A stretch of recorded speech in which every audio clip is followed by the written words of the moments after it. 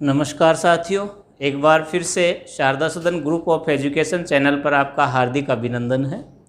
हम पिछले वीडियो में हिंदी व्याकरण में समास पढ़ रहे थे, जिसमें आपने अव्ययी भाव समास पढ़ा था। समझ में आया होगा, आशा करता हूँ। अब हम दूसरा भेद पढ़ते हैं, तत्पुरुष समास। तत्पुरुष समास किसे कहते हैं? बात यह आती है, तत्पुरुष समास किसे कहते हैं?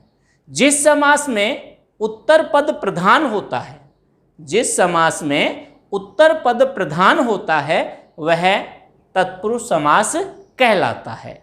अर्थात हम इसको इस प्रकार से भी समझ सकते हैं कि इस समास में कारकों का प्रयोग किया जाता है, अर्थात विग्रह करते समय कारकों का इसमें प्रयोग होता है।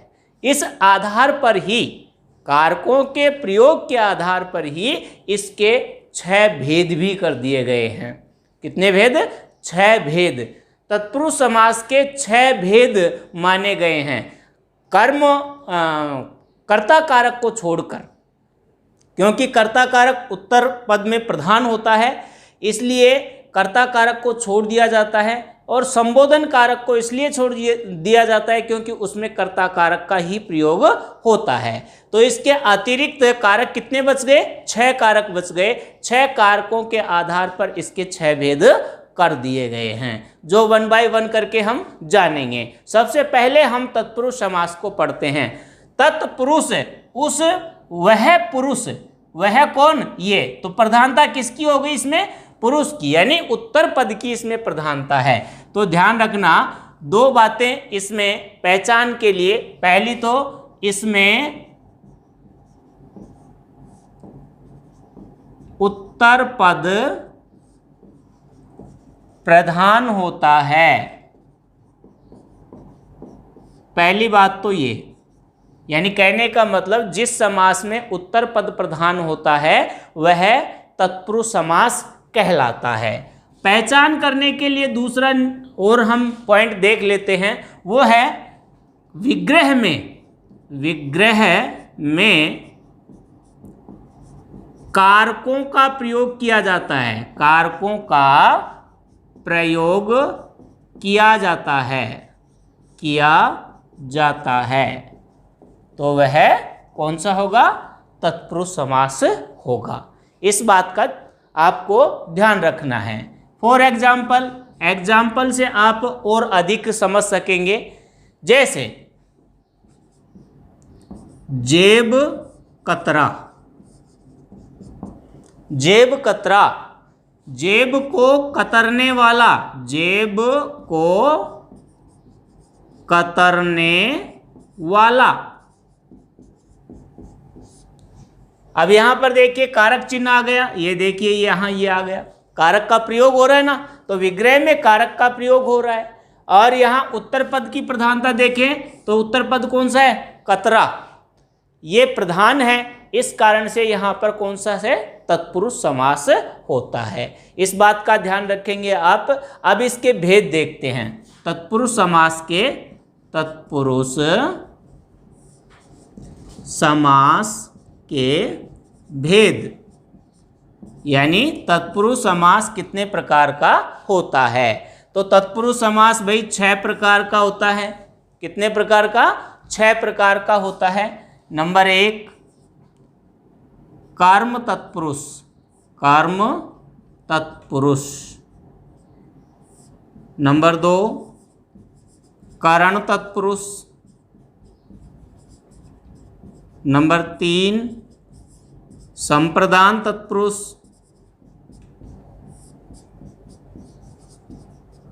नंबर 4 अपादान तत्पुरुष।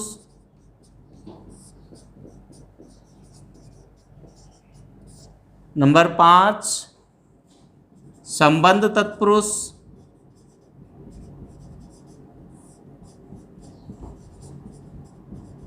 और नंबर 6 अधिकरण तत्पुरुष।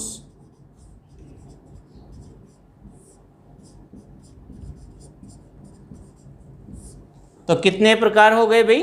6 प्रकार हो गए। कौन कौन से?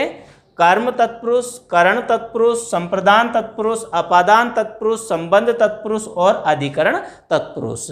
मैंने आपको बताया था इसमें कारकों का प्रयोग होता है। कारक हैं ये देखो, कर्म, करण, संप्रदान, अपादान, संबंध और अधिकरण। अब आप कहेंगे कि सर कारक तो 8 होते हैं, यहाँ तो 6 ही है। इसमें 2 कारक छोड़ दिए गए हैं। कारण मैंने आपको अभी बताया था कि कर्ता कारक उत्तर पद में प्रधान होता है, उत्तर पद में उसका प्रयोग होता है, इसलिए उसको छोड़ दिया जाता है। और नंबर 2, संबोधन कारक जो होता है, संबोधन कारक में कर्ता कारक का ही प्रयोग होने के कारण उसको भी छोड़ दिया जाता है। तो बचे कितने? 6 कारकों के आधार पर इसके 6 भेद कर दिए गए हैं। कर्म तत्पुरुष, करण तत्पुरुष, संप्रदान तत्पुरुष, अपादान तत्पुरुष, संबंध तत्पुरुष और अधिकरण तत्पुरुष।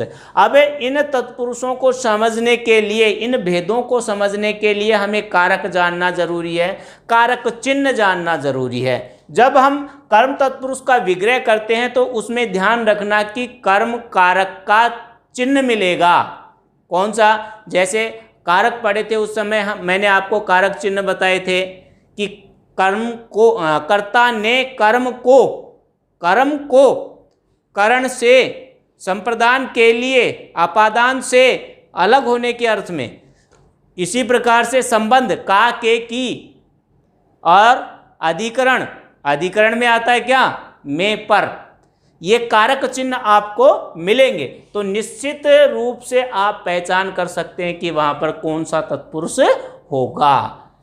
जैसे मान लीजिए आ गया हवन के लिए सामग्री, हवन के लिए सामग्री, तो के लिए कौन से कारक में आ रहा है? संप्रदान के लिए, तो संप्रदान तत्पुरुष होगा, ये तत्पुरुष होगा। इस प्रकार से हम पहचान कर सकते हैं कि कहाँ पर कौन सा तत्पुरुष आता है। अब 1 बाय 1 करके इसके उदाहरण देखते हैं।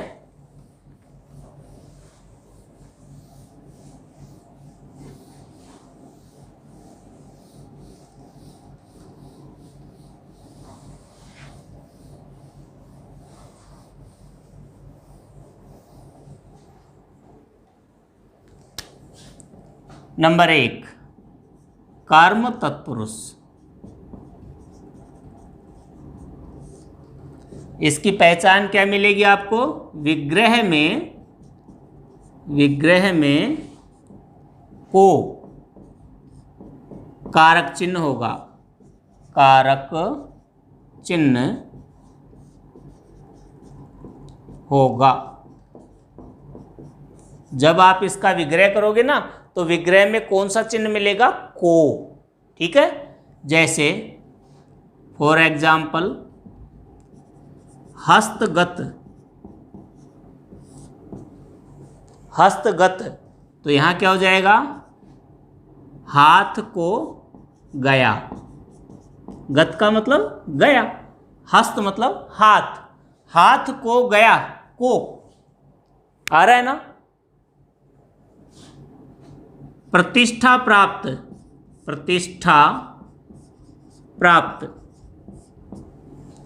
तो क्या करोगे विग्रह? प्रतिष्ठा को प्राप्त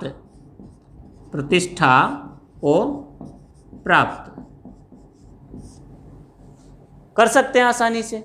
ठीक है, कर सकते हैं या नहीं? इसी प्रकार दूसरा लेते हैं उदाहरण, वनगमन। तो क्या करेंगे? वन को गमन।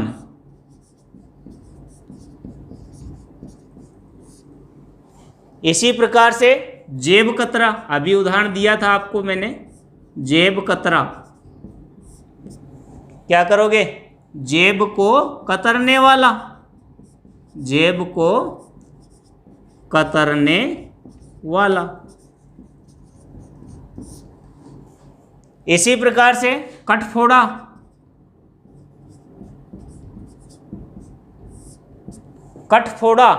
काठ को फोड़ने वाला, काठ को फोड़ने वाला।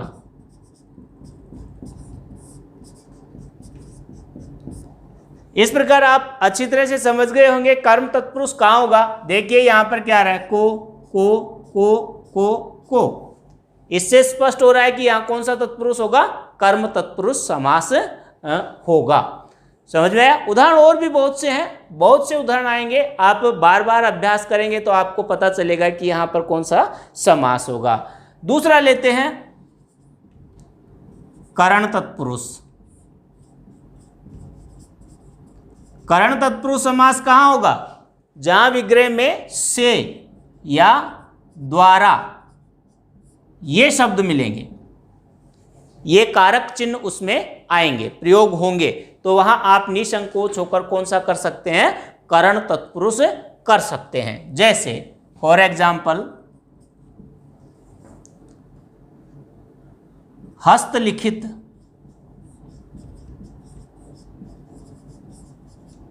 हस्तलिखित हाथ से लिखित, हाथ से लिखित या लिखा हुआ, हाथ से लिखा हुआ, हस्त से लिखित आपका ये उदाहरण होगा। इसी प्रकार से तुलसीकृत, तुलसीकृत, तुलसी द्वारा कृत, तुलसी द्वारा कृत कर सकते हैं। इसी प्रकार से दयाद्र, दयार्द्र, तो क्या करेंगे, दया से आर्द्र।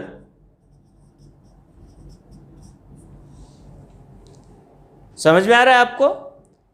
क्यों, यहां देखिए हस्त से लिखित, हस्तलिखित हो गया, तुलसीकृत, तुलसी द्वारा कृत, दयाद्र, दया से आद्र। इसी प्रकार से व्यास रचित, तो क्या करेंगे आप, व्यास द्वारा रचित। तो कहने का अभिप्राय है यहां पर क्या आ रहा है, से, द्वारा, से, तो ये कारक चिन्ह यहां आ रहा है। इसका मतलब ये कौन सा कारक, कौन सा समास होगा, करण तत्पुरुष समास होगा। समझ में आया आपको? अब अगला देखते हैं, तीसरा। तीसरा है संप्रदान तत्पुरुष।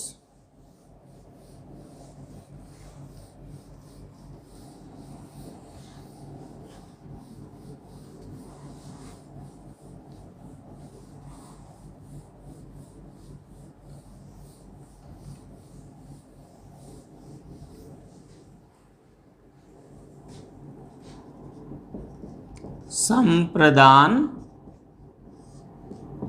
तत्पुरुष,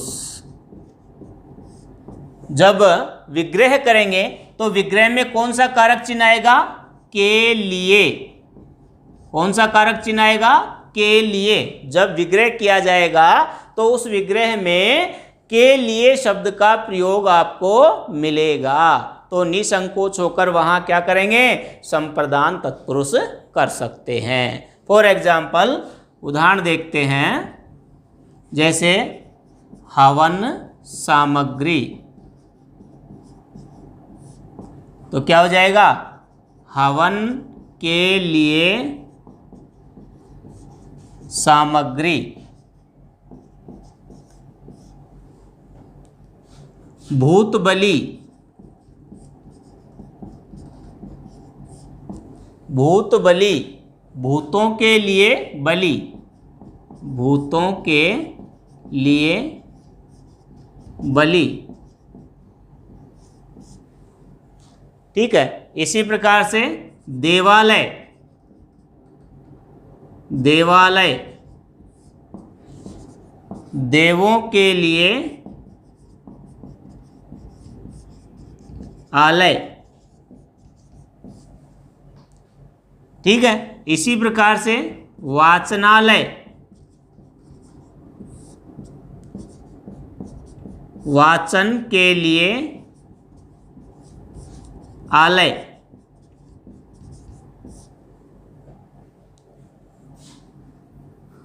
इसी प्रकार और उदाहरण देखते हैं, बैलगाड़ी,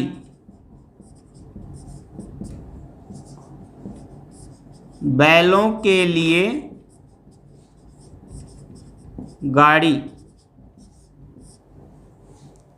ठीक है, इसका मतलब यहाँ के लिए आ रहा है, इसका मतलब कौन सा है, संप्रदान तत्पुरुष यहाँ पर होगा समास। चौथा देखते हैं, वो है अपादान तत्पुरुष। अपादान तत्पुरुष, अपादान तत्पुरुष समास कहाँ होता है, जहां विग्रह करते समय से अलग होने के अर्थ में से कारक चिन्ह का प्रयोग किया जाता है, वहां अपादान तत्पुरुष होता है। फॉर एग्जाम्पल, जैसे पदमुक्त, पदमुक्त तो क्या हो जाएगा, पद से मुक्त। सेवानिवृत्त, सेवानिवृत्त तो क्या करेंगे, सेवा से निवृत्त। इसी प्रकार से और लेते हैं, वृक्ष पतित, वृक्ष पतित, वृक्ष से पतित। ठीक है, इसी प्रकार से देश निकाला, देश निकाला तो क्या करेंगे, इसका देश से निकाला।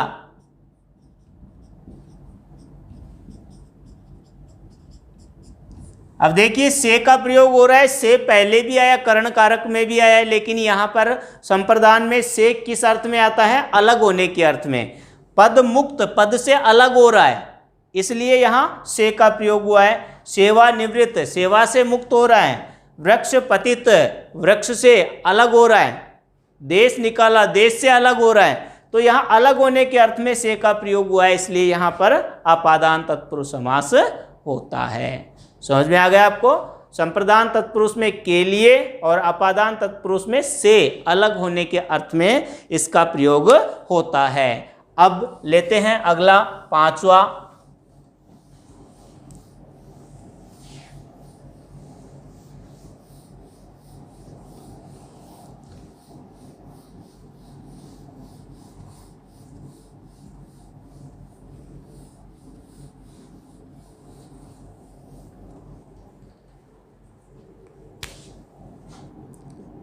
पांचवा है संबंध तत्पुरुष।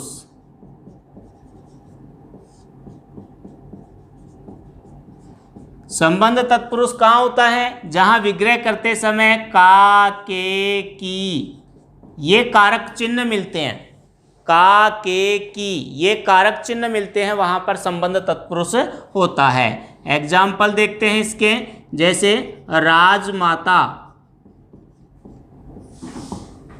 राजमाता तो विग्रह करेंगे तो क्या होगा, राजा की माता। राष्ट्रपिता, राष्ट्रपिता तो क्या करेंगे, राष्ट्र का पिता। राष्ट्रभक्त, राष्ट्रभक्त तो क्या हो जाएगा, राष्ट्र का भक्त। ठीक है, राष्ट्रपति, राष्ट्रपति राष्ट्र का पति या स्वामी। प्रथम नागरिक को कहते हैं, देश का प्रथम नागरिक कौन होता है, राष्ट्रपति होता है। ठीक है, तो इस आधार पर आप समझ गए होंगे कि यहाँ पर क्या आ रहा है, की, का यानी कारक चिन्ह ये आ रहे हैं, इस कारण से यहाँ पर संबंध तत्पुरुष होता है। छठा देखते हैं, 6 नंबर अधिकरण तत्पुरुष। अधिकरण तत्पुरुष, इसमें कारक चिन्ह का प्रयोग होता है में, पर, में या पर। ठीक है, विग्रह में या पर कारक चिन्ह मिलता है तो निसंकोच होकर वहां पर आप अधिकरण तत्पुरुष कर सकते हैं। जैसे फॉर एग्जाम्पल, रेल गाड़ी, ये कॉम्पिटिटिव एग्जाम में भी पूछा गया है। रेलगाड़ी, इसका विग्रह करते हैं तब क्या होता है, रेल पर चलने वाली गाड़ी। रेल पटरियों को बोलते हैं। रेल किसको कहा जाता है, पटरियों को कहा जाता है। पटरियों पर चलने वाली गाड़ी क्या कहलाती है, रेलगाड़ी। पर आ रहा है, पर आ रहा है ना, इस कारण से यहाँ अधिकरण कारक है। जैसे एक बार पहले 3rd ग्रेड में एग्जाम में पूछा गया था, दही बड़ा, समास विग्रह करके समास का नाम बताओ। दही बड़ा, तो इसका क्या हो जाएगा, दही में डूबा हुआ बड़ा। दही में डूबा हुआ बड़ा, ठीक है। यहां देखिए में आ रहा है, पर आ रहा है, इस कारण से अधिकरण है। और लेते हैं उदाहरण, जैसे नराधम, नराधम, नरों में अधम, नरों में अधम। पुरुषोत्तम, पुरुषोत्तम, तो क्या हो जाएगा इसका, पुरुषों में उत्तम, पुरुषों में उत्तम। इस प्रकार से आपको समझ में आया होगा। यहां कौन सा है, अधिकरण तत्पुरुष, जिसमें में, पर आदि कारक चिन्ह मिलते हैं। विग्रह करते समय ये चिन्ह मिलेंगे, तो वहां पर आप निसंकोच होकर अधिकरण तत्पुरुष कर सकते हैं। समझ में आ गया आपको। ये था आपका तत्पुरुष समास। अब नेक्स्ट समास देखेंगे, और वो समास होगा कर्मधारय समास।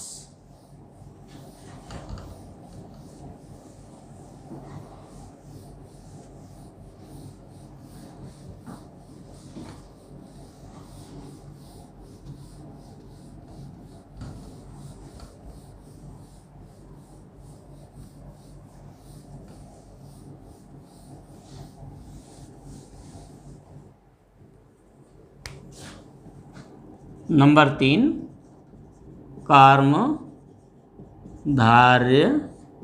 समास। कल की वीडियो में इसका सामान्य परिचय आपको मैंने बताया था। कर्मधारय समास कहाँ होता है, कैसे पहचान करेंगे कि वहाँ कर्मधारय समास है। ध्यान रखना, पूर्व पद या तो विशेषण मिलेगा या उपमान मिलेगा। उत्तर में उपमान उपमेय हो सकता है, या विशेषण विशेष्य हो सकता है। कहने का मतलब इसमें विशेषण और विशेष्य भाव या उपमान उपमेय भाव इसमें होगा, वहां पर कर्मधारय समास होगा। तो इसकी परिभाषा देखें तो क्या बनती है, जिस समास में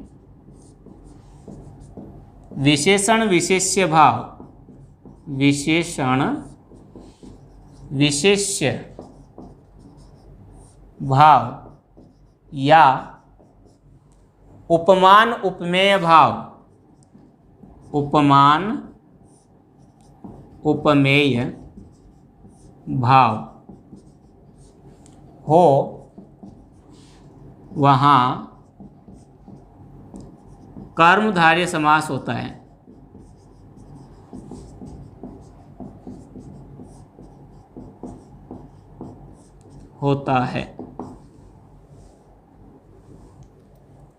अब देखो, इसमें दो बातें आ गई, उनको पहले समझना जरूरी है हमें। पहला है विशेषण विशेष्य भाव, विशेषण और विशेष्य। दूसरा है उपमान उपमेय, उपमान उपमेय। विशेषण विशेष्य किसे कहते हैं और उपमान उपमेय किसे कहते हैं, तो देखो एक एक उदाहरण से आप अधिक समझ जाएंगे। जैसे उत्तम पुरुष, और यहां चंद्रमुख। देखो विशेषण कहते हैं, आपने पढ़ा भी है पहले विशेषण, मैंने आपको पिछले वीडियो में बताया भी है विशेषण किसे कहते हैं। विशेषण संज्ञा या सर्वनाम की विशेषता बताने वाले शब्दों को क्या कहते हैं? विशेषण कहते हैं। किसकी विशेषता बताते हैं? संज्ञा या सर्वनाम की जो विशेषता बताता है उसे क्या कहते हैं? विशेषण कहते हैं। तो देखिए यहाँ पुरुष की, पुरुष एक संज्ञा है, इसकी विशेषता बताई गई है कि वो कैसा है? उत्तम है। यानी यहाँ पर ये जो है वो क्या कहलाता है? विशेषण कहलाता है। ठीक है। और जिसकी विशेषता बताई जाए, अर्थात वह संज्ञा या सर्वनाम जिसकी विशेषता बताई जाए वो कहलाता है विशेष्य। उसे हम क्या कहते हैं? विशेष्य। तो किसकी विशेषता बताई जा रही है? पुरुष की, तो ये क्या कहलाएगा? विशेष्य। इसे क्या कहोगे आप? विशेष्य। और इसे क्या कहेंगे? विशेषण। समझ में आया? विशेषण किसे कहते हैं? संज्ञा या सर्वनाम की विशेषता बताने वाले शब्द को विशेषण कहते हैं। और विशेष्य जिस संज्ञा या सर्वनाम की विशेषता बताई जा रही है उसे हम क्या कहते हैं? विशेष्य कहते हैं। अब बात करते हैं उपमेय उपमान की। अब देखो इसमें दो आए हैं, एक तो चंद्र और दूसरा मुख। उपमान जिससे समानता की जाती है, जिससे समानता की जाती है उसे हम उपमान कहते हैं। उसे क्या कहते हैं? उपमान। और जिसकी समानता की जाती है उसे हम उपमेय कहते हैं। अब देखिए मुख की समानता की गई है किससे? चंद्रमा से, तो चंद्रमा तो क्या हो गया यहाँ पर? उपमान। अब किसकी की गई है? मुख की, तो ये मुख हो गया यहाँ उपमेय। तो समझ में आया आपको उपमेय और उपमान क्या है, विशेषण और विशेष्य क्या होता है। अब आइए उदाहरण के द्वारा क्रमधारय समास को समझते हैं।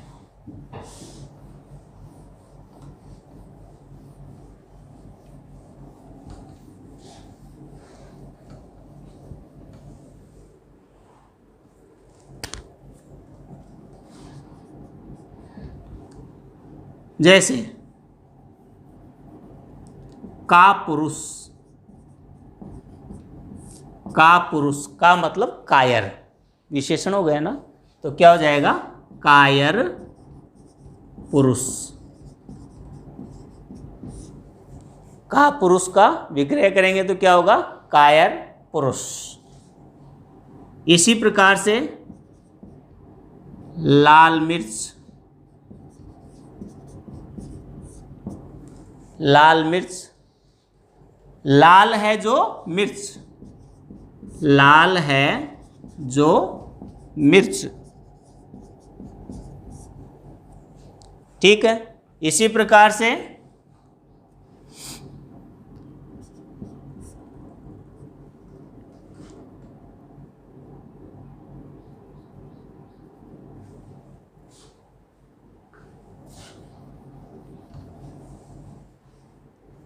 श्यामपट्ट,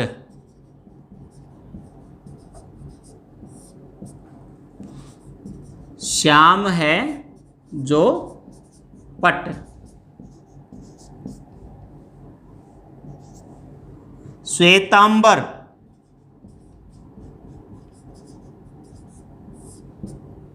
श्वेत हैं जो अंबर। अंबर के भी दो अर्थ होते हैं भाई। एक अंबर का मतलब होता है आसमान, आकाश, और एक अंबर का मतलब होता है कपड़े। तो यहाँ कपड़े के अर्थ में आया है श्वेत हैं जो अंबर, जो कपड़े कैसे हैं? श्वेत हैं।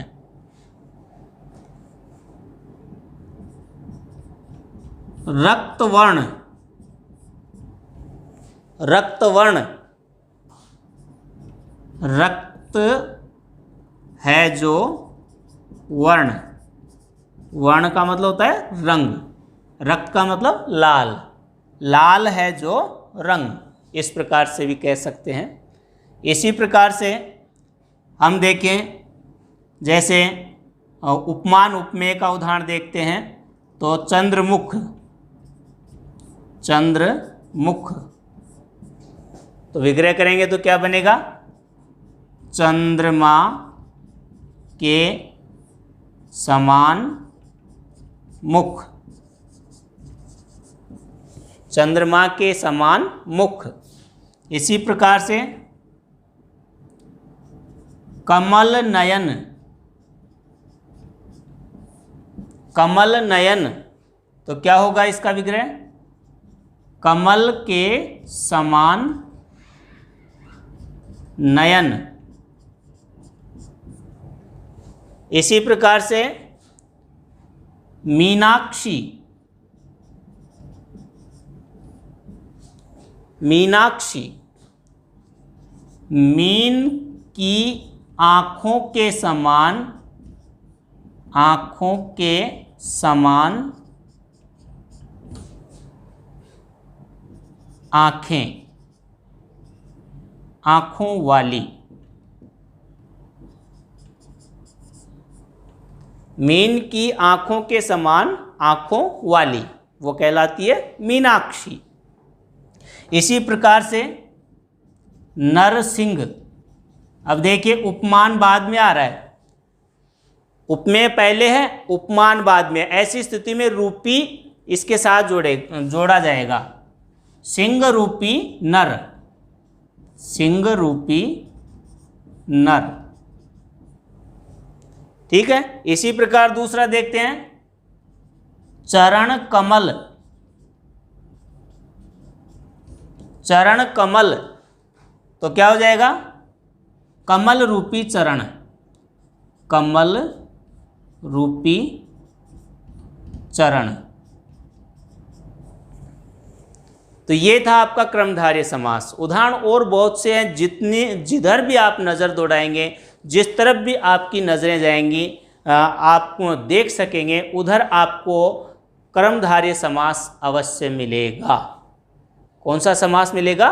क्रमधारय समास अवश्य मिलेगा। जैसे काला आदमी, मोटा आदमी, पतला आदमी, सुंदर नारी, कुरूप नारी, ये सब विशेषण आ रहे हैं ना।